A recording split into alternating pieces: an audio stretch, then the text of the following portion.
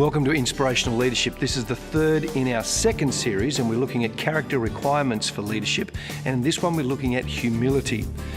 Paul wrote to his friends at Philippi, and he used the example of Jesus in the area of humility. And in the book of Philippians, chapter 2, he says this: each of you should not look to your own interests, but the interests of others. Our attitudes, he said, should be the same as Christ Jesus, who, being in the very nature of God, did not consider equality with God something to be grasped, but made himself nothing, and taking the very nature of a servant. Here is the picture of Jesus serving and Jesus acting in humility. I think we get humility wrong because we actually think that humility is a discipline. In other words, we think we're pretty special. We got a lot going on. We're gifted leaders, but God has called us to be humble, so we will act humbly, like it's a discipline to be humble. That would be to miss the point. I mean, humility is actually insight.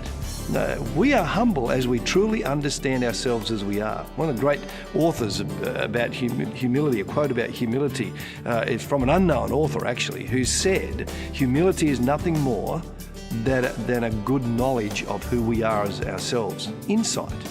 As we truly understand ourselves, we will learn to be humble.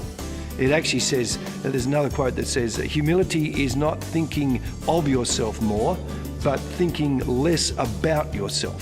In other words, don't focus on yourself. It's not all about you.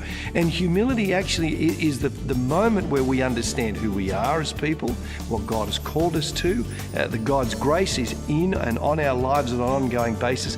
We can't help but to be more humble in that process. Humility will cause a couple of things in our lives. Humility will actually cause us to see and recognize the gifts of others. We'll actually celebrate what others have done as we see the great work that they've done, and we humbly respond to what they've done. Secondly, humility helps us to understand our own fallibility. We all make mistakes, and if we recognize that we are fallible humans, then we will be more ready to accept and own our mistakes. And thirdly, humility gives you the ability to put your life into perspective.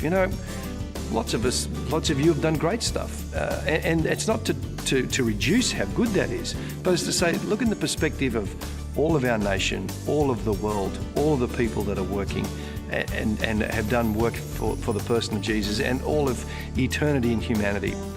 It just puts it in perspective. Here's a question for reflection. Where are you and I suffering from pride and arrogance, which is brought about by our own self-delusion? And where would a bit more insight about ourselves cause us to walk more humbly?